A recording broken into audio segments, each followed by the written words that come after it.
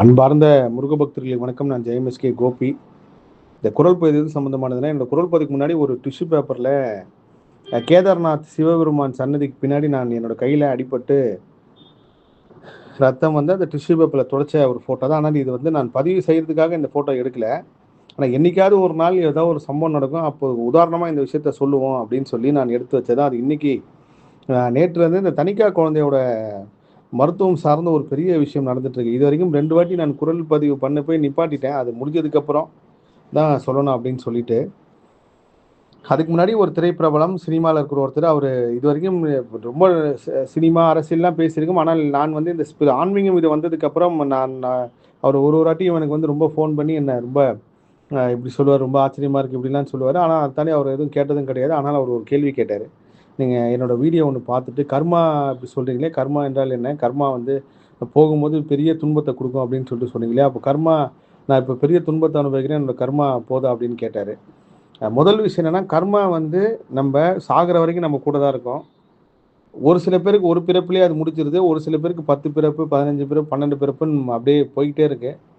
கர்மா கடைசி வரைக்கும் நம்மளை விட்டு போகவே போகாது. நம்ம கூடயே தான் இருக்கும். ஆனால் நம்ம பண்ணுற தர்மமும் புண்ணியமும் எப்படி நம்மளை அந்த கர்மாலேருந்து காப்பாற்றும் அப்படின்னா, அடிபட்டு விபத்தாகி மண்டை உடஞ்சி ரத்தம் வரணும்னு விதி இருக்கும்போது, இந்த மாதிரி ஒரு சின்ன ஒரு அடிபட்டு கையில் கேதார்நாத் சிவபெருமான் சன்னதிக்குள்ளே என் கை வந்து மாட்டி வெளியில் வந்ததுக்கப்புறம் ஒரே ரத்தம். நான் இப்போ கேதார்நாத் பயணம் போகிறப்பெல்லாம் என் மனசில் என்னன்னா, சிவபெருமானை பார்க்கறது சாதாரண விஷயமே கிடையாது. பொருளாதார வசதி இருக்குது, நம்ம ஹெலிகாப்டரில் போகிறோம், பணம் இருக்கிறனால போகிறோன்றதை தாண்டி சிவபெருமான் பார்க்கறது வந்து அவர் நினைக்கணும், கேதார்நாத் சிவபெருமான் மட்டும் அவர் நினைக்கணும் நம்மளை வந்து இவன் பார்க்கறதுக்கு அனுமதி கொடுக்கணும் அப்படின்னு சொல்லிட்டு. ஏன்னா இப்போ நான் வந்து கேதார்நாத் பயணம் போய் கூட கிட்டத்தட்ட அந்த ஒரு மாதத்தில் 38 பேர் இறந்துருக்காங்க. மேலே வந்தவங்க ஆக்சிஜன் இல்லாமல், தட்பவெப்ப சூழ்நிலை ரொம்ப மோசமாக மாறி அப்படின்னு சொல்லி செய்தியை வந்து நான் பார்த்தேன். இது இப்போ கிடையாது, பல காலமாகவே மகாபாரத காலத்திலேருந்தே, நீங்கள் கலியுகம் தொடங்கின காலத்துலேருந்தே கேதார்நாத் வந்து நீங்கள் அவ்வளோ எளிதில் போக முடியாது. கேதார்நாத் இருக்கட்டும், அமர்நாத்தாக இருக்கட்டும், இந்த சார்தம்னு சொல்லுவாங்க, இது எல்லாமே ஒரு மிகப்பெரிய ஒரு கர்மா சுழிச்சு மாற்றக்கூடிய ஒரு இடம். இப்போ இந்த காலத்தில் மிகப்பெரிய மக்களுக்கு ஞானம் வந்து கலியுகம் ஆரம்ப கட்டத்தில் இருக்கும். இன்னும் முடிவு காலமும் வரல, மிடில் காலமும் வரல. இப்போ மக்கள் ஞானம் வந்து இவ்வளோ பேர் போகிறாங்க. அப்படி இருக்கும்போது எனக்கு இந்த அடிபட்டு இப்படி நடந்தது வந்து இறைவன் ஏதோ ஒரு வகையில் பெருசாக வர வேண்டியதை சின்னதாக மாற்றிருக்கிறது தான் உண்மை. ஏன்னா நான் வந்து முதல் நாள் நைட்டு அங்கே எப்பயுமே எனக்கு திரும்ப இமயமலையில் போனால் துன்பம் அதை திரும்ப திரும்ப பதிவு பண்ணிகிட்டே இருக்கக்கூடாதுன்றது ஒரு கான்சியஸாக எனக்கு வந்துருச்சு. என்ன துன்பம் வந்தாலும் நம்மளோட இருக்கணும், முக்கியமான இது வந்தால் மட்டும் சொல்லுவோம், ஏதோ அற்புதம் அதிசயம் இருந்தால் மட்டும் சொல்லுவோன்ட்டு நான் வந்து தமிழ் கல்வெட்டு தேடி தான் கேதார்நாத்துக்கு போகிறேன். அங்கே முருகப்பெருமான் சப்தகன்னிகள் வழிபாடு இருந்திருக்கு, அதை தேடி தான் கேதார்நாத்துக்கு போகிறேன். ஆனால் இவ்வளோ இலகுவாக நம்மளை சிவபெருமான் கொண்டு வந்துட்டார். இங்கே அந்த கருவறைக்குள்ளே போகும்போது கூட எல்லா பக்தர்கள் நிப்பாட்டிட்டு எங்களை மட்டும் உள்ளே அனுப்புகிறாங்க.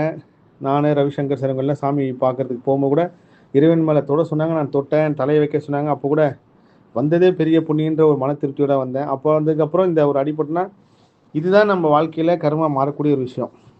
மொத்த கர்மாவும் நம்மளுக்கு போயிடுச்சு அப்படின்னா கண்டிப்பாக அந்த நாளில் நம்ம உயிரோடு இருக்கவே மாட்டோம். ஏன் நல்லவங்களாம் அதிகமாக சாகுறாங்க? ரொம்ப நல்லவன்ப்பா, ரொம்ப புண்ணியம் பண்ண, தர்மம் பண்ண இவ்வளோ சீக்கிரம் செத்துட்டானேன்னா, அவனுக்கு இந்த பிறப்பில் பட்ட துன்பம் எல்லாம் நீங்கள் அடுத்த பிறப்பில் வந்து ஒரு பெரிய இடத்துல, ஒரு பெரிய வசதியான ஒரு இடத்துலையும் எந்த வித துன்பம் பிறந்ததுலேருந்து கடைசி வரைக்கும் எந்த கஷ்டத்தையும் அனுபவிக்காதவங்களாம் எவ்வளோ பேர் இருந்திருக்காங்க. அந்த மாதிரி ஒரு நல்ல பிறப்பை கொடுக்கறதுக்காக இயற்கை அப்படி ஒரு முடிவெடுத்து, இயற்கை கொடுக்குற சமநிலை தான் அதுவே தவிர, நல்லவெல்லாம் இறந்துட்டதுனால கடவுள் இல்லை, இயற்கை கிடையாது அப்படின்ற ஒரு விஷயம் எடுத்துக்கூடாது. அவர் இந்த கேள்வி கேட்டதுனால இந்த விஷயத்த பதிவு செய்கிறேன். இன்றைக்கி கூட கார்த்திக் சுவாமி கோயிலுக்கு போனாங்க, ஒரு விபத்தாயிடுச்சு சார், எந்த அடியும் கிடையாது, முருகப்பெருமான் காப்பாற்றுறதுன்னா அதுதான் அந்த இறைவன் நம்ம கூட இருக்காரு. எந்த மதமாக இருந்தாலும் சரி, எந்த மொழியாக இருந்தாலும் சரி, இந்த என்ன நீங்கள் ஒரு சக்தியை நம்பி, இறை சக்தி நம்பி போகிறப்போ அது உங்களை கண் கொண்டு காப்பாற்றும், கை கொடுத்து காப்பாற்றி ஒரு இடத்துல கொண்டு போகும். கடவுள் நம்பிக்கை இல்லாதவங்களாக இருக்கட்டும், இருக்கிறவங்களா இருக்கட்டும், எல்லாமே சமநிலையாக தான் இருக்காங்க. இன்றைக்கி கடவுள் நம்பிக்கை இல்லாதவங்க எல்லாருமே ஒரு கட்டத்தில் கடவுள் நம்பியிருப்பாங்க. இன்றைக்கி ரொம்ப கடவுள் நம்பிக்கை இருக்கிறவங்களும் ஒரு கட்டத்தில் கடவுள் நம்பாமல் இருந்திருப்பாங்க. இந்த 2 மனிதர்கள் மட்டும்தான் இந்த பிரபஞ்சத்தில் இருக்காங்க. இந்த 2 பேருக்குள்ள நடக்கிற விஷயம் தான் நம்ம கலியுகத்தில் கடைசி வரைக்கும் போகும்.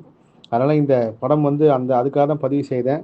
அடுத்த குரல் பதிவு வந்து தனிக்கா குழந்தைக்கு செய்கிறேன். அது பாண்டிச்சேரியிலேருந்து திரும்ப சென்னை மாறிடுச்சு. நேற்று வந்து எனக்கு ஒரு பெரிய அதிர்ச்சி அந்த குழந்தைக்கு வந்து நடந்த விஷயம். அது வந்து நான் வந்து சொன்னது என்னென்னா, இதே மாதிரி என் பொண்ணுக்கு ஆகி நீங்கள் மருத்துவர்கிட்ட சொன்னது, இந்த மாதிரி இங்கே இப்படி கம்மியாக இருக்குது சார், பண்ணலான்னு சொன்னால் கண்டிப்பாக பண்ண மாட்டேங்கம்மா. அப்படி இருக்கும்போது இந்த குழந்தைய மட்டும் நான் எப்படி பண்ணுவேன்? அப்படின்னு சொல்லி எல்லாத்தையுமே புதுசாக மாற்றிருக்கு. அதை நான் விரைவில் குரல் பதிவு செய்கிறேன்.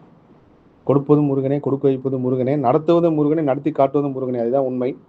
எப்பயுமே இமயமலைக்கும் எந்த நீங்கள் முருகர் கோயில் போயிட்டு வந்தாலும் சரி, போகிறதுக்கு முன்னாடியோ இல்லை பின்னாடியோ அது உங்களுக்கு ஒரு பெரிய எதிர்வினை காட்டும். அதுதான் உங்கள் கர்மா மாறத்துக்கு உண்டான அறிகுறி. அந்த மாதிரி எல்லாருக்கும் வரும். நானும் சாதாரண மனிதன் தான்.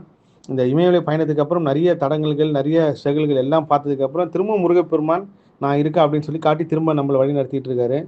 எனக்கு பாண்டிச்சேரி காலாப்பேட் முருகரை பார்க்குற நாள் வந்து ஒரு பொன்னான நாள். அதுக்கு உண்டான தேதியை வந்து விரைவில் அறிவிக்கிறேன். அடுத்த வாரம் இருக்கும். எல்லா புகழும் முருகனுக்கு. நன்றி.